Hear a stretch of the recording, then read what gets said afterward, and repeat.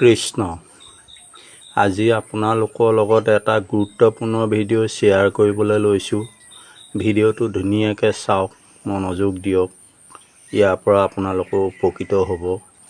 আৰু নাৰায়ণ শইকীয়া ইউটিউব চেনেলত আপোনালোকে এবাৰ হ'লেও দিনটোত টাচ কৰিব আৰু প্ৰতিটো ভিডিঅ'ই দুবাৰ তিনিবাৰকৈ চাই আপোনালোকে তাৰ গুৰুত্ব ল'ব। তাত এটা দুটা তিনিটা চাৰিটাকৈ ধৰি বা 5-6টালৈকে ধৰি গুৰুত্ব পাব। বিভিন্ন দিশত আমি ভিডিঅ' আপোনালোকৰ লগত শ্বেয়াৰ কৰিছোঁ, তাৰ মহত্ব আছে। সেই হেতুকে নাৰায়ণ শইকীয়া চেনেলটো দিনটোত এবাৰ হ'লেও টাচ কৰিব। তাৰ পৰা কিবা এটা হয়, কিবা পাবই।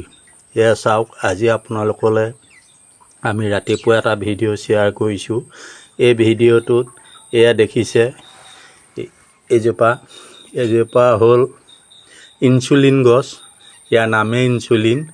গতিকে চুগাৰ থকাসকলে ইয়াৰ পাত যদি ৰাতি তিয়াই থৈ ৰাতিপুৱা পানীটো খায়, তেতিয়াহ'লে চুগাৰ নৰ্মেল 100%। গতিকে ইয়াৰ চিৰতি আমি দিব পাৰোঁ। আমি নিজে খাইছোঁ আৰু আমি ভাল পাই আছোঁ। এতিয়া আমাৰ স্বাস্থ্য ভাল, সুন্দৰ। সেই হেতুকে আপোনালোকৰ লগত ভিডিঅ'টো শ্বেয়াৰ কৰিছোঁ। আপোনালোকে এয়া চাওক। যদি আপোনালোকে এয়া চিনাকি দিবৰ কাৰণে আপোনালোকৰ লগত এই ভিডিঅ'টো শ্বেয়াৰ কৰিছোঁ। এজোপা গছ, আৰু এই গছজোপা আপোনালোকে ইয়াৰ শিপাৰ ডাল এটা লৈ ৰুই দিলেই হ'ল। আমি এটা প্লাষ্টিক টিঙত এয়া দেখিছে না, ফুটা কৰি দিছোঁ।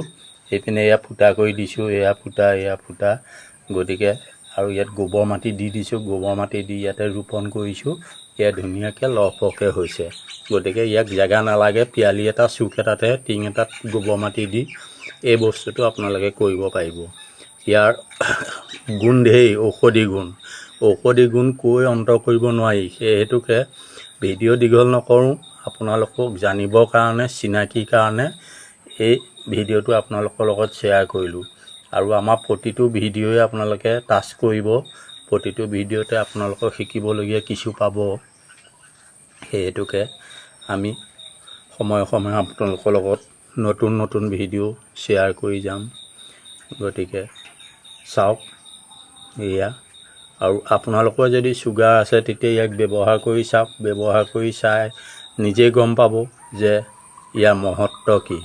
সেই হেতুকে আমি পৌৰাণিক ঋষিমুনিসকলৰ আদৰ্শৰে এই গছজোপা আমি গৃহতে লগাইছোঁ।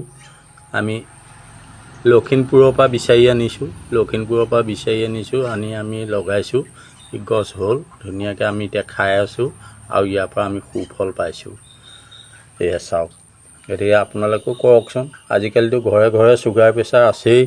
গতিকে ৰোগমুক্ত হোৱাটো আমি কামনা কৰোঁ। সকলোৱে ৰোগমুক্তটো বিচাৰে। ৰোগীয়া মনৰ মানুহ মন আনন্দ নহয়। গতিকে ৰোগমুক্ত দেহা থাকিলেহে আমি আনন্দত থাকিব পাৰোঁ। সেই হেতুকে আমি ৰোগমুক্ত হৈ থকাৰ এটা পদ্ধতি আমাৰ ইয়াত দিছেই। গতিকে আমি বন ঔষধিখিনি চিনি নোপোৱাৰ কাৰণতে আমি আজি ৰোগমুক্ত হ'ব পৰা নাই।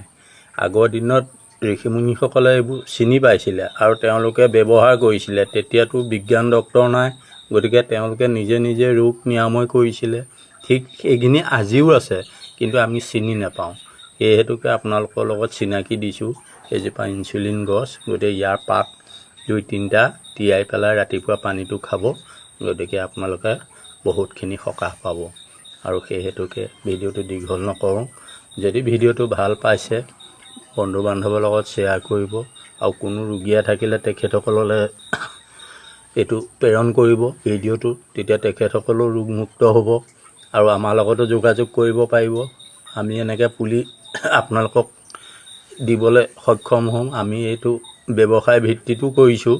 গতিকে আপোনালোকে আমাৰ পৰা নিব পাৰিব পুলি। এয়া চাওক।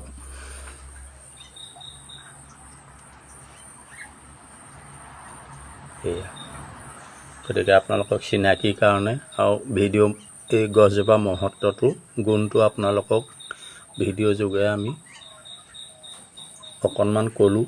আৰু কথাৰ মাজতে আমি ভিডিঅ'টো দেখালোঁ, গছজোপা দেখালোঁ, আৰু ইয়াৰ গুণকেইটা ক'লোঁ, আৰু ব্যৱহাৰটোও ক'লোঁ। গতিকে আপোনালোকে ভিডিঅ'টো ভাল পালে লাইক, কমেণ্ট, শ্বেয়াৰ কৰিব। আজিলৈ সামৰিছোঁ। কৃষ্ণ।